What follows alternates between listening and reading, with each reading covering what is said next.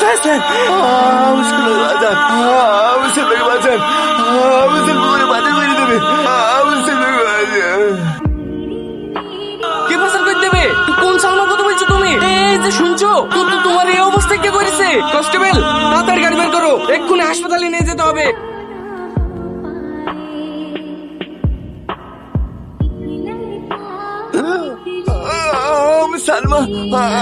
সালমাকে বাজান স্যার সালমাকে বাজার করে দেবে।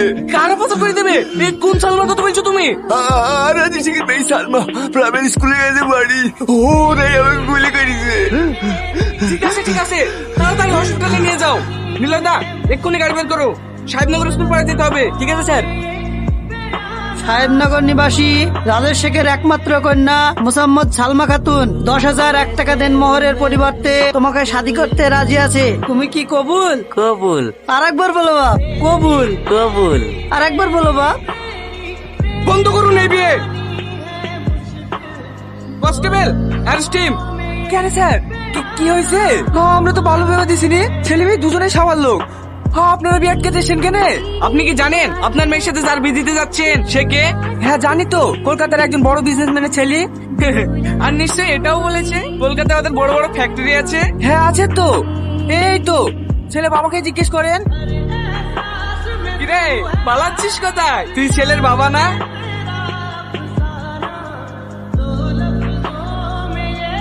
এই গপের মতোই ওদের নাম ঠিকানা সব নকল। ওদের কাজই হলো সুন্দর মেয়েদেরকে প্রেমের জালে ফাঁসিয়ে বিয়ে করে বিদেশে পাচার করা। বিক্রি করে দিত। হ্যাঁ এদের পুরো টিম আছে, এরা প্ল্যান করে এই কাজগুলা করে। পুরো রাজ্যের পুলিশ এদেরকে খুঁজে খুঁজে বেড়াচ্ছে। এরকম ঘটনা এর আগেও বেশ কয়েকটা জেলাতে ঘটেছে, তবু এদের আসল নাম ঠিকানা কিছুই পাওয়া যায়নি। শুধু আপনাদের গ্রামে একটা ছেলের জন্যই আজ এদেরকে হাতে নাতে ধরতে পারলাম। ছেলেটার গুলি লাগার পরেও দৌড়তে দৌড়তে থানাতে গিয়ে খবরটা দেয়। আজ ওই ছেলেটার জন্যই আপনার মেয়েকে বাঁচাতে পারলাম। স্যার কে সেই ছেলে যে আমার মেয়ের জীবন বাঁচিয়েছে? নাম কি ওর? সঠিক বলতে পারবো না, হসপিটালে কেউ একজন দেখে বলছিল ওর নাম নাকি টনি।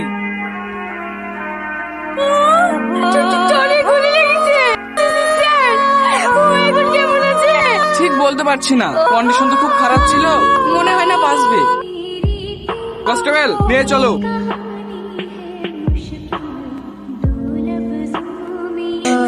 ম্যাডাম টনি নামে ছেলেটা কোন বেড়ে আছে একটু বলতে পারবেন? ওই দেখেন ওইখানে।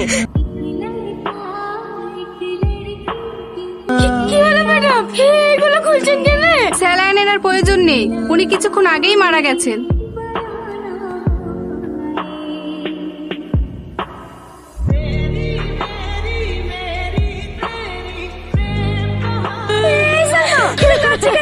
টনি আর নাই রে, ও আমাকে ছেড়ে চলে গেছে।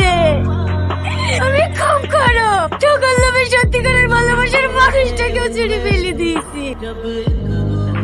এখন না খেতে যাবে, সেদিন আমি তোকে বারবার করে বোঝানোর চেষ্টা করেছি, তুই তো আমার কোনো কথাই শুনলি না। সেদিন ওই ছেলেটা আমি ওর ব্যাগ থেকে চুরি করে নিয়ে এসে তোকে দিয়েছিল, আর তুই শুধু শুধু ওকে অপমান করলি। এত কোনো দোষ ছিল না, কোনো সময় তোর খারাপ চাইনি রে, ও সবসময় চেয়েছে তুই যার সাথে থাকিস ভালো থাকিস। ওকে বল না রে, তুই ওকে ভালোবাসার একটা সুযোগ দিতে। ওকে বল না রে, তুই বল না, ওকে ফিরে আসতে বল না। আমি ওকে ছাড়া বাঁচবো না রে।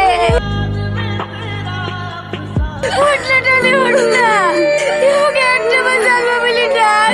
ওঠ না রে। সালমা টনি তুই বেঁচে আছিস? হে দাঁড়ে পাগলি, আমি তোর পিছনে। আপনি এই টনিকে দেখবে বলছিলেন?